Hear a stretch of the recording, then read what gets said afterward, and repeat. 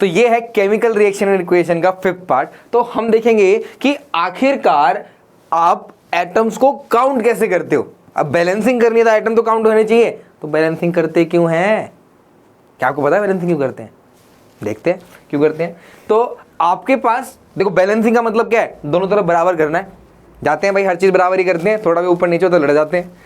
बराबर करना होता है ना भाई, कभी भी तराजू लेके इधर 1 किलो का वो डाला आपने, इधर भी बराबर करना होता है, तो 1 किलो है, दोनों बराबर थे, मतलब 1 किलो है वो, ठीक है। तो अगर आपको बैलेंसिंग करनी है, इसके पीछे रीजन क्या है, क्यों करते हैं बैलेंसिंग? हम क्या क्यों करते हैं बैलेंसिंग?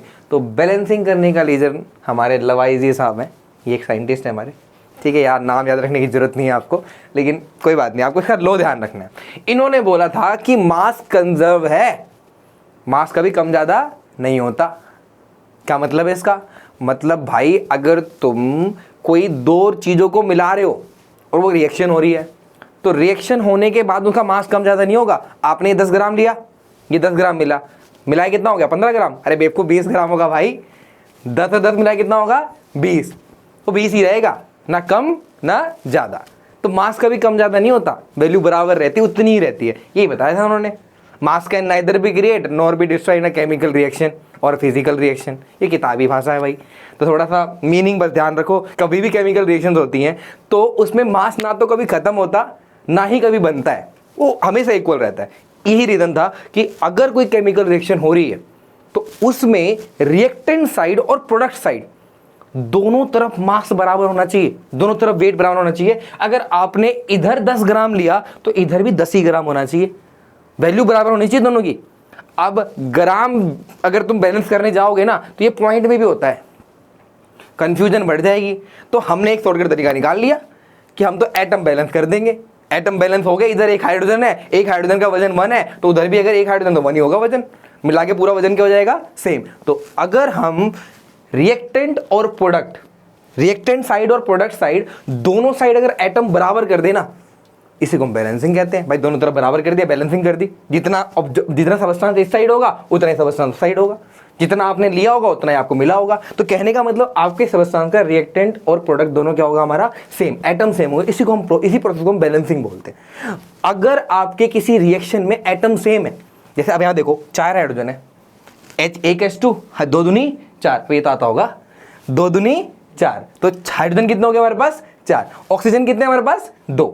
तो इधर 4 हाइड्रोजन है, 2 ऑक्सीजन है रिएक्टेंट में। प्रोडक्ट देखना भाई, सॉरी प्रोडक्ट देखना, 2 दूनी 4, हाइड्रोजन 4 है यहाँ पे भी, और ऑक्सीजन कितना है? 2 एकम, लिखा नहीं है, दिख नहीं रहा क्या? अरे भाई वही है।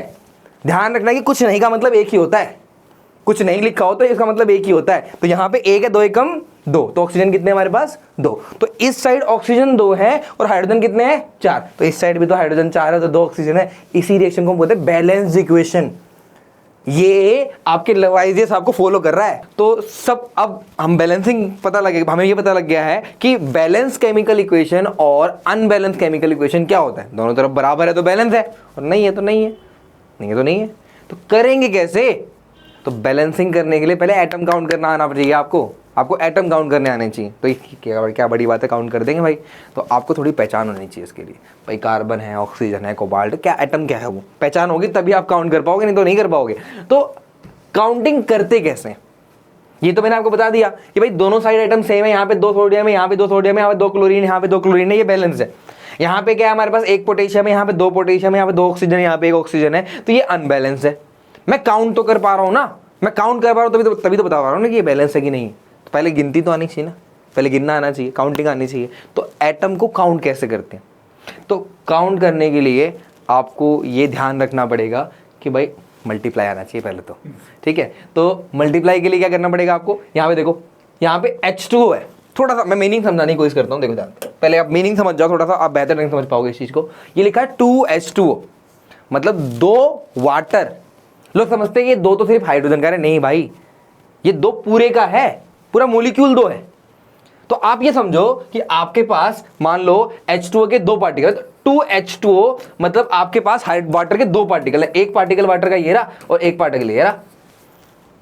2 हाइड्रोजन ये रहे, 2 हाइड्रोजन ये रहे, टोटल कितने हो गए? 4 हो गए। काउंट करेंगे 4 हो जाएंगे। और ऑक्सीजन देखो 2 हो गए। अब बार बार तो इतना नहीं लिखा मैंने, यहाँ पे मान लो 50 लिख दिया, 50 H2O, क्या 50 बार H2O लिखोगे आप?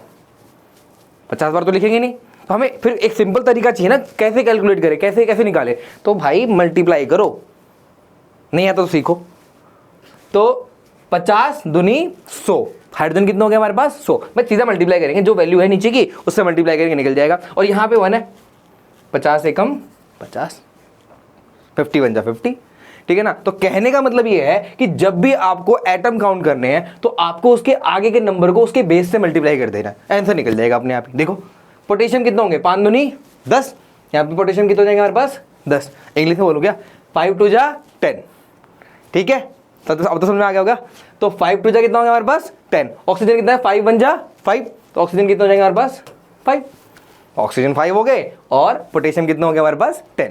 ऐसे इसमें काउंट करना है, फटाफट जल्दी जल्दी जल्दी 2 मिनट में। 4 दूनी 8, 4 2 जा 8, 4 2 जा 8। सल्फर हमारे पास 4 एकम 4, 4 सल्फर है, ठीक है। उसके बाद 4 चौक 16, 16। अरे कई होते हैं ना इंग्लिश मीडियम के, भैया मुझे हिंदी में 16 का मतलब नहीं पता, थोड़ा वो बताने की कोशिश कर रहा हूँ भाई, 16 मतलब 16, ठीक है ना। जिनको पता है उनके लिए बढ़िया, कोई दिक्कत नहीं है, करते हैं। कार्बन यहाँ पे देखते हैं, तो कार्बन कितने, 1 है, कुछ नहीं तो 1 तो होगा, वही बताया था मैंने आपको, कुछ नहीं लिखा इसका मतलब 1 है। तो 3 एकम 3, कार्बन कितने हो गए हमारे पास 3, और हाइड्रोजन कितने हो गए 4 तिया 12, खत्म। तो आपको एटम काउंट करने के लिए कुछ नहीं करना, उसके बेस से मल्टीप्लाई करना है सिर्फ और सिर्फ, बस मल्टीप्लाई करो आंसर निकल जाएगा। एक थोड़ा बड़ा क्वेश्चन करते हैं, देखो ऐसे में अगर ब्रैकेट है तो क्या करेंगे, यहां पे डबल नंबर है मल्टीप्लाई में, कैसे, देखो यहां पे भी 2 लगा हुआ है और यहां भी 2 है। इसका मतलब क्या है कि अगर हम कैल्शियम की बात करें तो कैल्शियम में सिर्फ ये 2 है, तो कैल्शियम तो 2 ही होंगे। कैल्शियम कितना होंगे हमारे पास 2, सी के आगे सिर्फ 2 है तो कैल्शियम 2 ही होंगे, कोई दिक्कत नहीं है।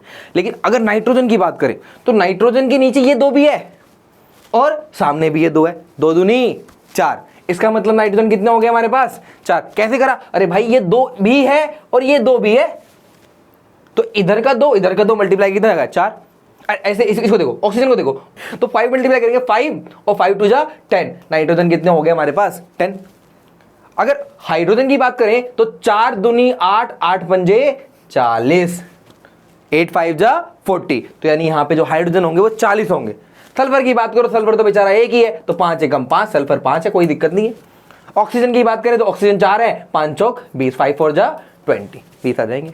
तो इस तरीके से आप एटम काउंट कर सकते हो। तो डिस्क्रिप्शन में और भी इसके बहुत सारे क्वेश्चन दे रखे हैं, आप उसको प्रैक्टिस जरूर करें, इससे आपको एटम काउंट करने आएंगे जो आपको बैलेंसिंग में बहुत हेल्प करेगा। तो आपको बैलेंसिंग करनी अगर सीखनी है, आपको एटम काउंट करना आना चाहिए, ठीक है। तो मिलते हैं फिर नेक्स्ट वीडियो में नेक्स्ट कॉन्सेप्ट के साथ। अगर आपको वीडियो समझ में आई है तो इस वीडियो को लाइक, शेयर और चैनल को सब्सक्राइब जरूर करें। Thank you.